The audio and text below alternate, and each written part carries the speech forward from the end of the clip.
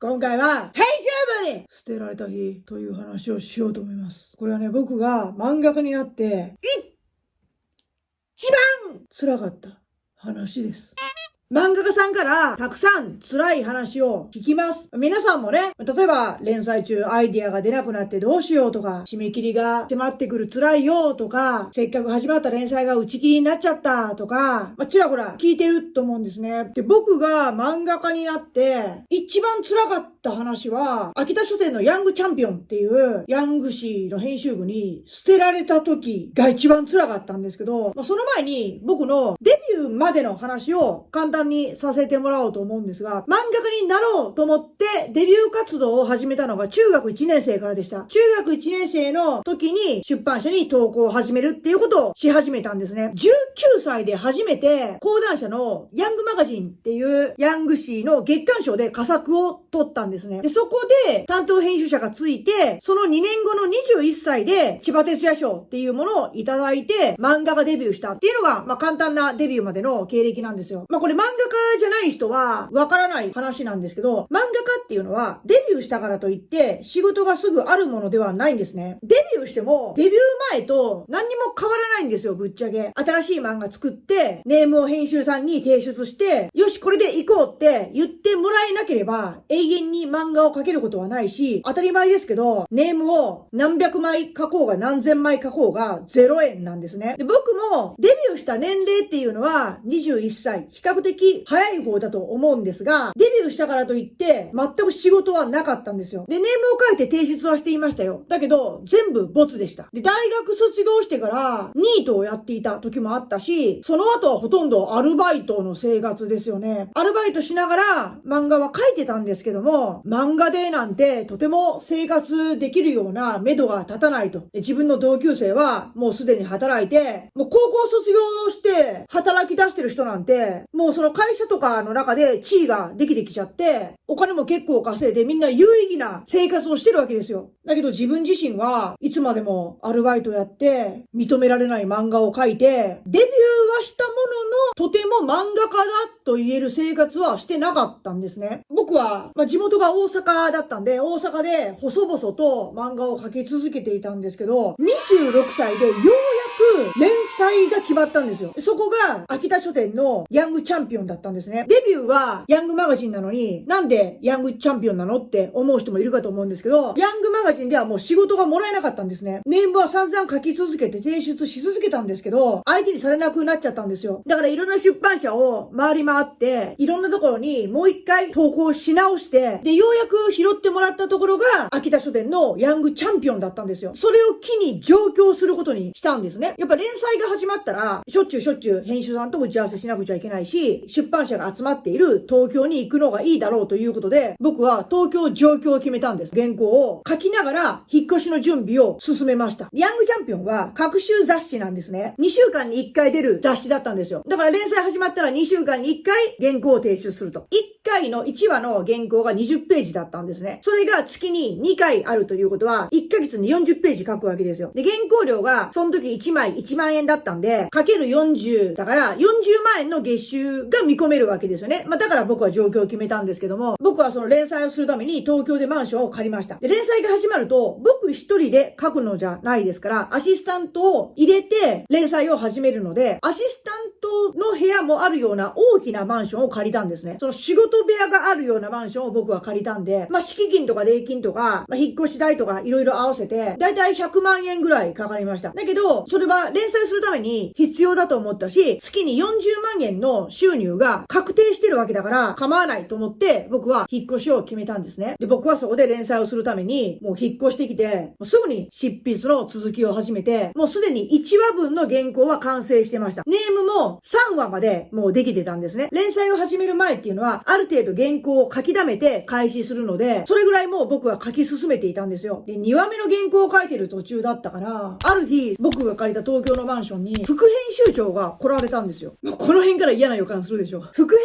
集長とか編集長とかそういう偉い人が新人の漫画家に直々に来るっていうこと自体があんまりないことだからね。なのに副編集長が突然僕のマンションにやって来られたんですね。なんだろう、こんな偉い人が何しに来たんだろうって思ったら、副編集長の手に10万円持ってたんですね。なんだろうって思ったら、その10万円を俺に渡されて、これで今回の連載はなかったことにしてくれっ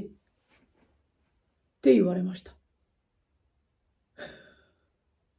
その10万円は副編集長のポケットマネーなのか、編集部秋田書店っていう会社が用意したお金なのか、僕は知りません。この10万円で今回のこの連載の話は忘れてくれって言われました。だけどね、僕は連載が決まったから東京に引っ越してきたわけですよ。連載のためにアシスタントが入るような広い部屋のマンションを借りたんですよ。100万円かけて家の中の荷物も全部もう運んだんですね。連載があるから僕は東京に来たのに、東京に来た途端、なかったことにしてくれって言われたんだよね。で、俺、途方に暮れちゃって。大阪の実家に帰るっていう選択は僕の中でなかったんですよ。なんでかっていうと、僕、他の動画で話してることあるんだけど、明るい家庭じゃなかったのよ、俺の実家が。実家に俺の居場所なんてなかったんだよね。だから、東京に出てくる時も、二度と大阪には戻らないっていう覚悟で出てきたのね。小学生の頃からずっとなりたかった漫画家。中学1年生からずっと投稿し続けて、大学生になってから持ち込みも始めて、ようやく漫画賞を取ってデビューして、それでも漫画の仕事なんてなくて、26歳でようやく連載、12歳から投稿してるから、14年かかってるんだよ。そっから数えると。やっと連載が決まって、漫画で収入が約束されて、頑張るぞっていう気持ちで、東京に来たのに、東京に来た途端、10万円渡されて、これでその話なかったことにしてって言われたんだよね。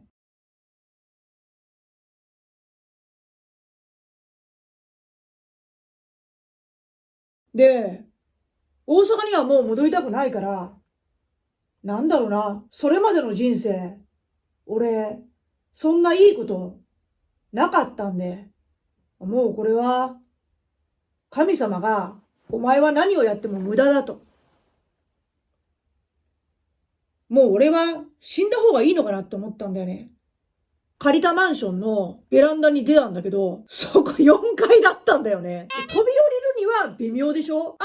り死ねそうにないっていうか、骨折とかで終わりそうな高さじゃん ?4 階って。でも俺その日はもうずーっとベランダで過ごしてたんじゃないかな。ベランダからブラーンって足出して途方に暮れてた。なんかそれだけ覚えてるね。でも、どこにも文句が言えないわけですよ。実家には戻りたくないし、地元の連れにはその話はしたけどね。こういうことがあったんだって。だけど、友達にしか話してないかな、そんなこと。親にも話してないと思う。そうそう。なんでそんなことが起こるのかってことだよね。今、これ話聞いてる人はびっくりしてる人もいるかもしれないけど、だってみんなもさ、会社面接に受かりました。明日から出社してくださいって言われて、会社に行ったら、面接に受かったって話なかったことにしてって言われたら、時も抜かれるじゃん。そのために、スーツもカバンも新調して、定期も買って、会社行ったら、もう来るなって言われるようなもんですよ。漫画界では、時々こういうことが起こります。なぜかというと、人事異動があるからなんだよね。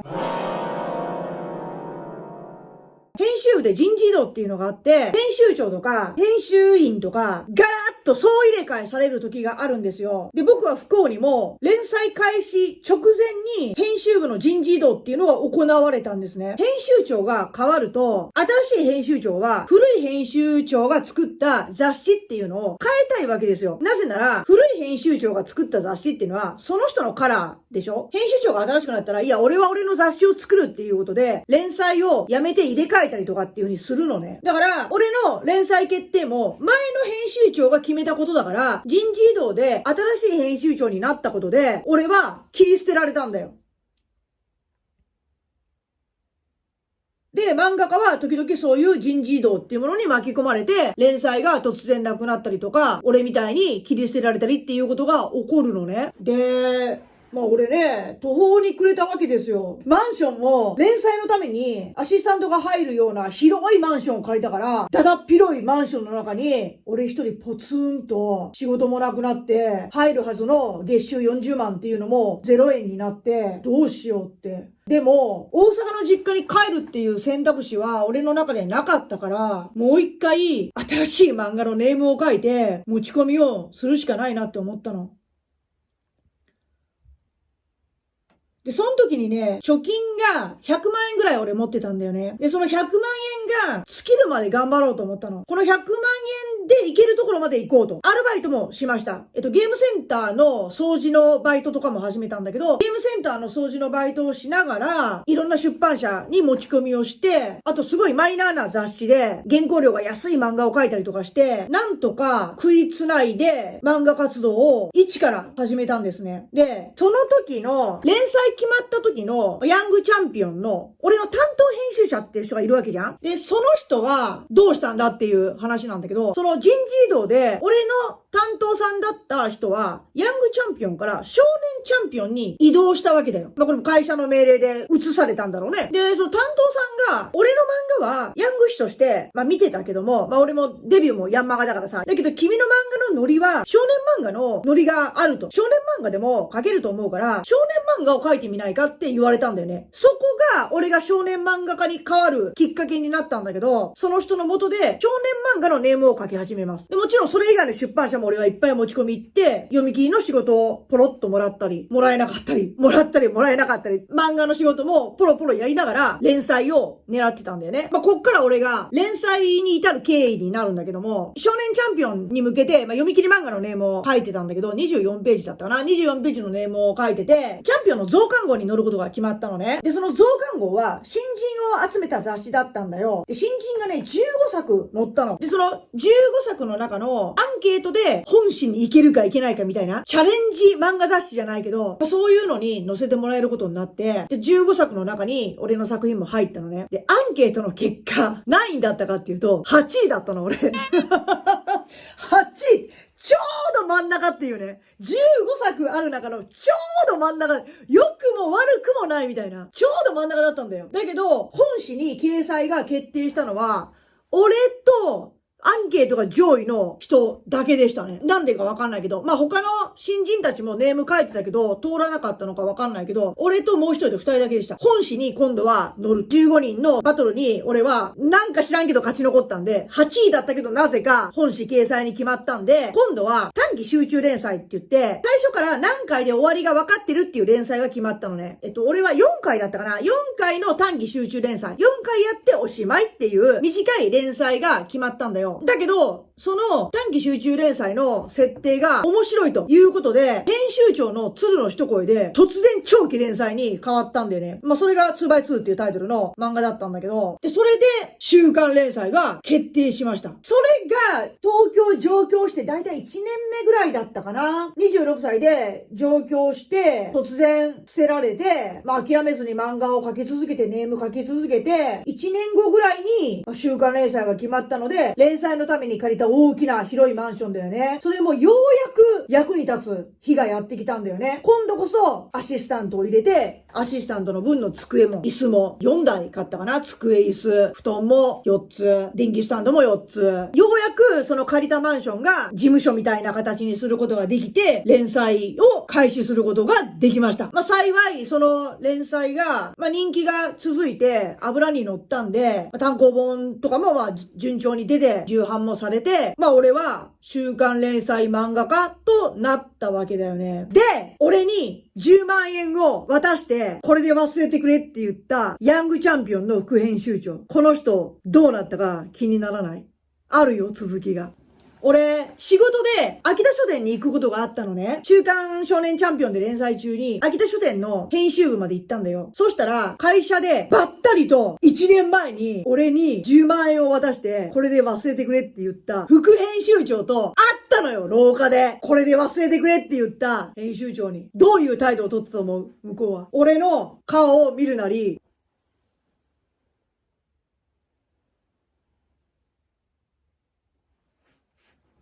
深々と頭を下げたんだよね。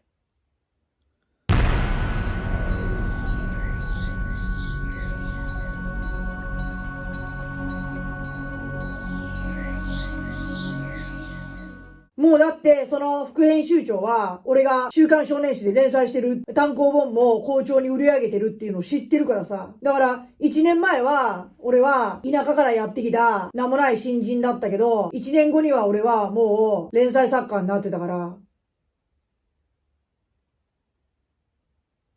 これが、俺が人生で一番でっかい逆転劇を見せたとこかな。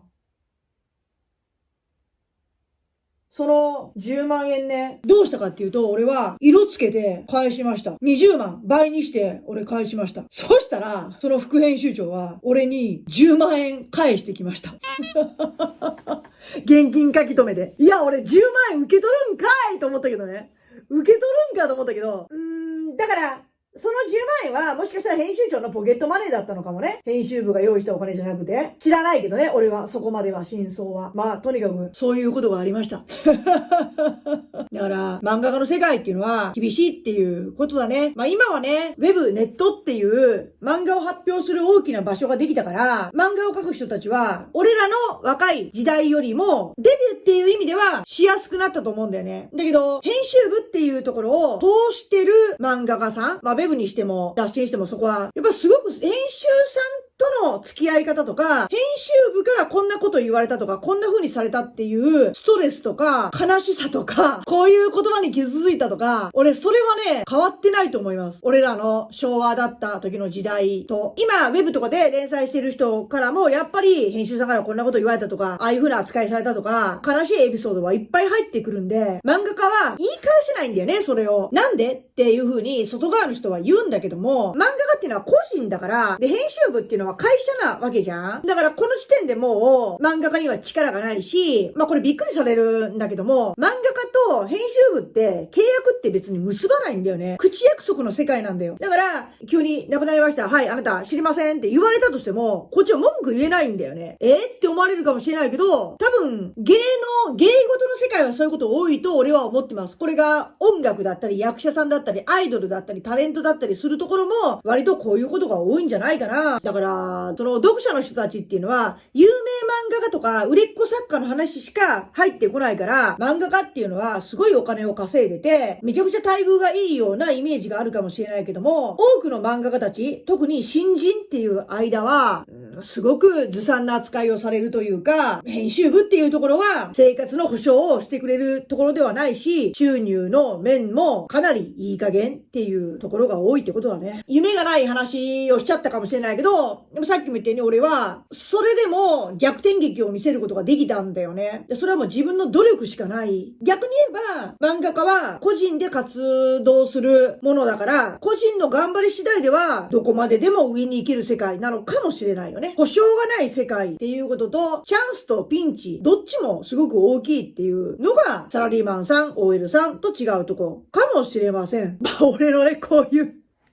漫画家の体験談、また聞きたいという人は、コメント欄にもっと話してっていう風に書いてください。何の話をしてほしいかって書いてもらえれば、そういうのからなんか抜粋してまたお話できればいいなという風に思います。ペガサスタッチ！僕はこのチャンネルで皆さんの漫画の描き方のヒントになることを配信しています。週刊連載をやった僕しか話せない体験談などを配信しているので、ぜひチャンネル登録をよろしくお願いします。漫画制作やプロデビューの個別相談も受けていますので、概要欄にある LINE の友達追加もよろしくお願いします。この動画はハイドチャンネルがお送りしました。